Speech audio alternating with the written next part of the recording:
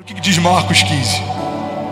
De manhã bem cedo, os chefes dos sacerdotes, com os líderes religiosos, os mestres da lei e todo o sinédrio, chegaram a uma decisão. Amarrando Jesus, levaram-no e o entregaram a Pilatos. Você é o rei dos judeus? Perguntou-lhes Pilatos. Tu o dizes, respondeu Jesus. Os chefes dos sacerdotes o acusavam de muitas coisas. Então Pilatos lhe perguntou novamente: você não vai responder? Veja de quantas coisas acusam você. Jesus, porém, nada respondeu. De modo que Pilatos ficou impressionado, e por ocasião da festa era costume soltar um prisioneiro que o povo pedisse. Um homem chamado Barrabás estava na prisão com os rebeldes que haviam cometido assassinato durante uma rebelião. A multidão chegou e pediu a Pilatos que lhes fizesse o que costumava fazer. Vocês querem que eu solte o rei dos judeus? Perguntou Pilatos, porque ele sabia que fora por inveja que os chefes dos sacerdotes lhe haviam entregado Jesus. No entanto, os chefes dos sacerdotes incitaram a multidão a pedir que Pilatos, ao contrário, soltasse Barrabás. Então o que farei com aquele a quem vocês chamam rei dos judeus? Perguntou Pilato. Crucifica-o, gritaram eles. Por quê? Que tipo de crime ele cometeu? Perguntou Pilatos. Eles, porém, gritavam ainda mais alto: crucifica-o. Desejando agradar a multidão, Pilatos soltou Barrabás e mandou açoitar Jesus e o entregou para ser crucificado. Os soldados levaram Jesus para dentro do palácio, isso é, ao pretório, e reuniram toda a tropa. Vestiram com um manto púrpura e depois teceram uma coroa de espinhos e a colocaram nele e começaram a saudá-lo, dizendo: saudações, rei dos judeus. Batiam-lhe com uma vara na cabeça e cuspiam nele. Ajoelhavam-se e prestavam-lhe a adoração. Depois de terem zombado dele, tiraram-lhe o manto púrpura e o vestiram com as suas próprias roupas. Em seguida, levaram-no para fora a fim de crucificá-lo. Certo homem de Cirene, chamado Simão, pai de Alexandre e de Rufo, que passava por ali, chegando do campo, foi forçado a carregar a cruz. Levaram Jesus ao lugar chamado Gólgota, que quer dizer lugar da caveira, e deram-lhe vinho misturado com mirra, mas ele não bebeu. Então o crucificaram, dividiram as roupas dele, lançando sortes para saber o que cada um ficaria. Eram 9 horas da manhã quando o crucificaram, assim como constava a inscrição de acusação contra ele: o rei dos judeus. Com ele crucificaram 2 ladrões, um à sua direita e outro à sua esquerda. E os que passavam lançavam-lhe insultos, balançando a cabeça e dizendo: ora, você que constrói o templo e o reedifica em 3 dias, salva-se a ti mesmo e desça da cruz. Da mesma forma, os reis dos sacerdotes e os mestres da lei zombavam dele dentre si. Salvou a outros, diziam, mas não é capaz de salvar a si mesmo. Que o Cristo, o Rei de Israel, desça agora da cruz, para que vejamos e creiamos. Os que foram crucificados com ele também o insultavam. Do meio-dia até as 3 horas da tarde, houve trevas sobre toda a terra. Por volta das 3 horas da tarde, Jesus bradou em alta voz: Eloi, Eloi, lema sabachthani, que significa: meu Deus, por que me desamparaste? Quando alguns dos que estavam por perto ouviram isso, disseram: ouçam, ele está chamando por Elias. Um deles então correu e embebeu uma esponja em vinagre e colocou na ponta de uma vara e a deu a Jesus para que bebesse, dizendo: deixe-nos, vejamos se Elias vem tirá-lo daí.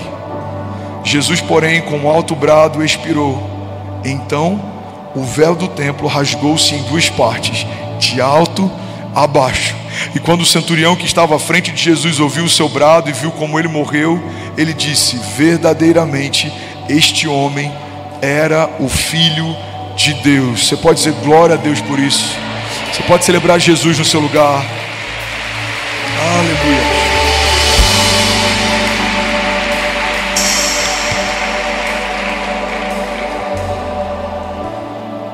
A gente tem 3 cenários aqui e eu quero falar sobre o primeiro deles.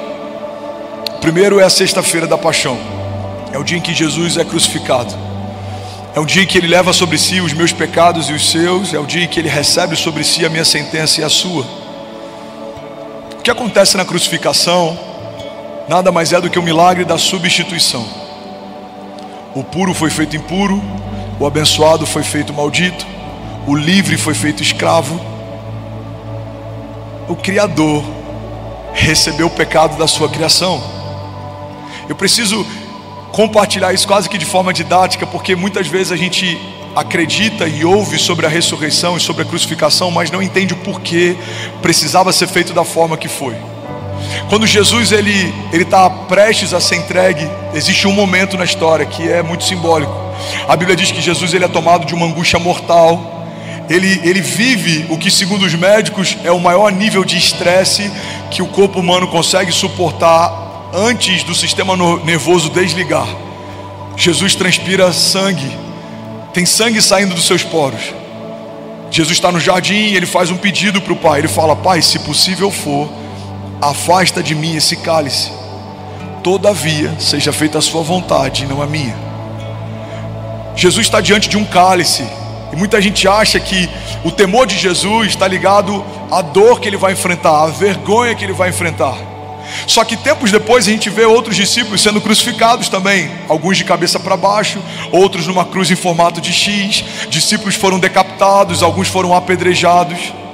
Então não dá para a gente acreditar que Jesus tem um temor maior do que os discípulos que foram mortos, inspirados por ele.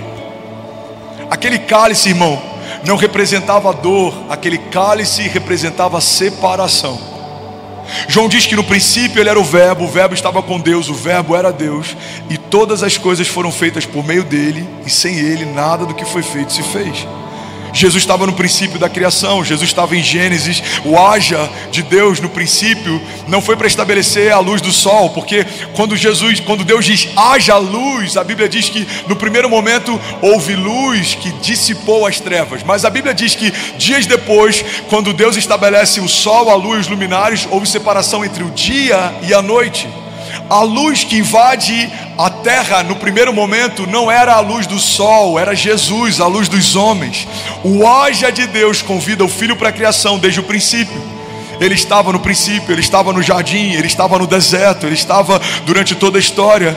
Então, quando Jesus vê aquele cálice, ele vê algo que nunca havia acontecido na história, desde a eternidade passada até aquele momento. Pela primeira vez, o Filho deixaria de ser filho e deixaria de ter acesso ao Pai. É por isso que em toda a história bíblica a gente vê ele chamando Deus de Pai. Dizem que ele é bom, ele fala: não, bom é o Pai.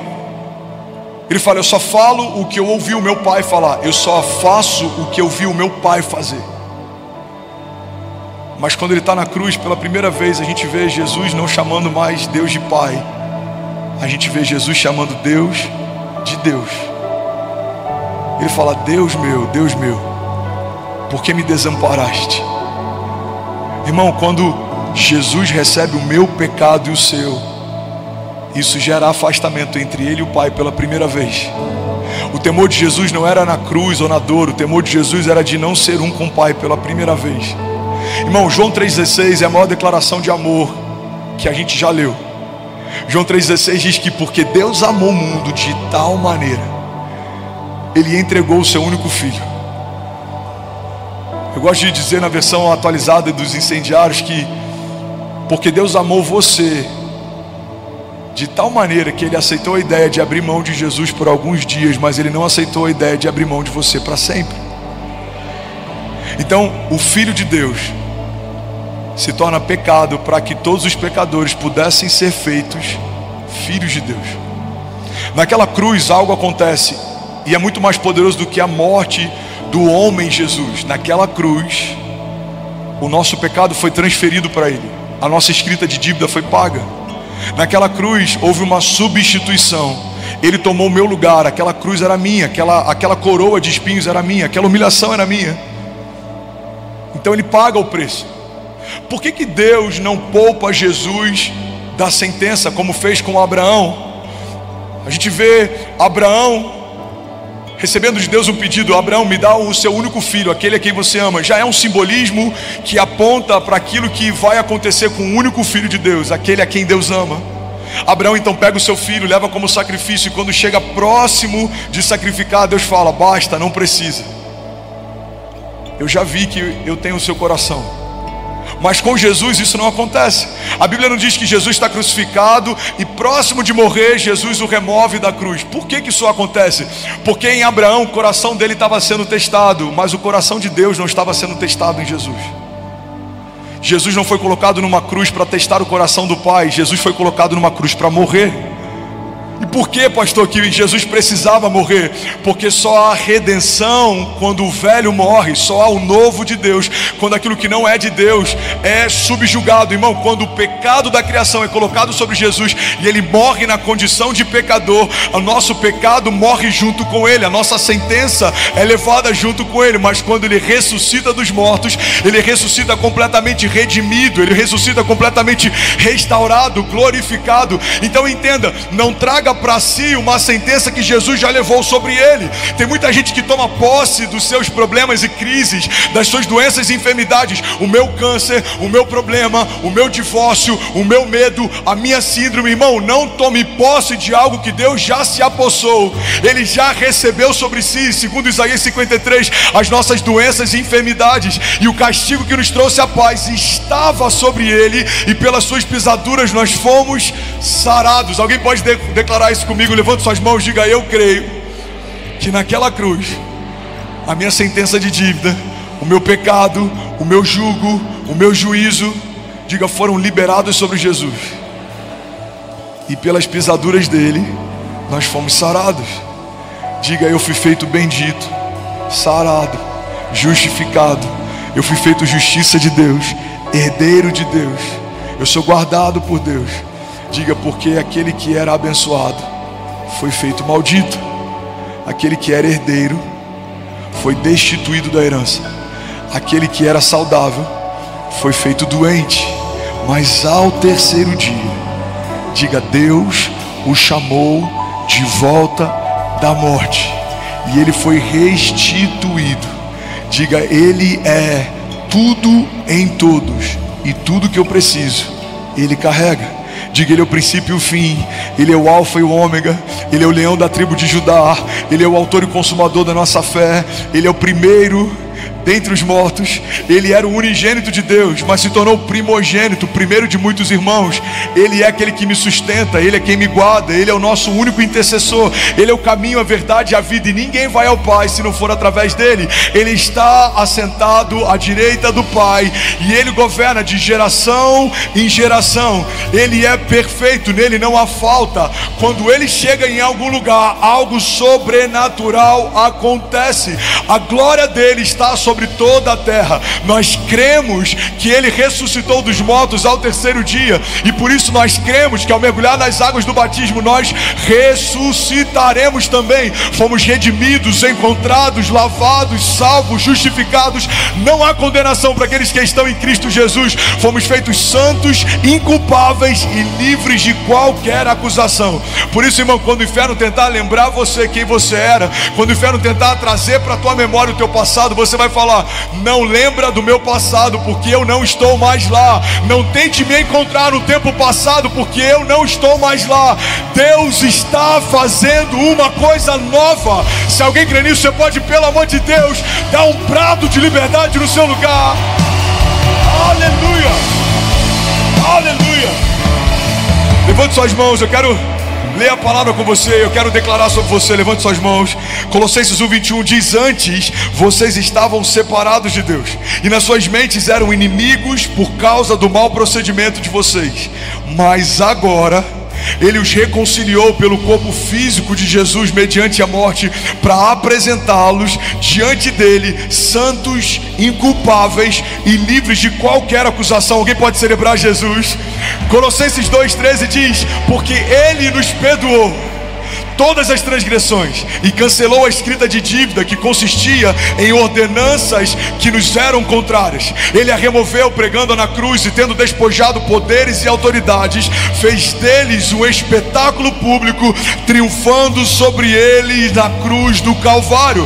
Gálatas 3:13 diz: Cristo nos redimiu da maldição da lei, quando se tornou maldição no nosso lugar, pois está escrito: maldito é todo aquele que for pendurado sobre um madeiro. Romanos 5:8 diz: mas Deus, prova o seu amor para conosco, em que Cristo morreu por nós, sendo nós ainda pecadores, mas logo muito mais agora, tendo sido justificados pelo seu sangue, seremos por ele salvos da ira de Deus. Colossenses 1,13 diz: o qual nos tirou das potestades das trevas e nos transportou para o reino do Filho do seu amor, em quem nós temos a redenção pelo seu sangue, a saber, a remissão de todos os nossos pecados. Efésios 2,8 diz: porque pela graça sois salvos mediante a fé, e isso não vem de vós, é dom de Deus, não vem das obras, para que ninguém se glorie diante dele. 1 Pedro 2,24, levante suas mãos, a palavra diz assim: levando ele mesmo no seu corpo os nossos pecados sobre o madeiro, para que mortos para os pecados pudéssemos viver para a justiça, e pelas pisaduras de Jesus nós fomos sarados. Alguém pode dar um brado de liberdade aqui nessa manhã? Tudo bom?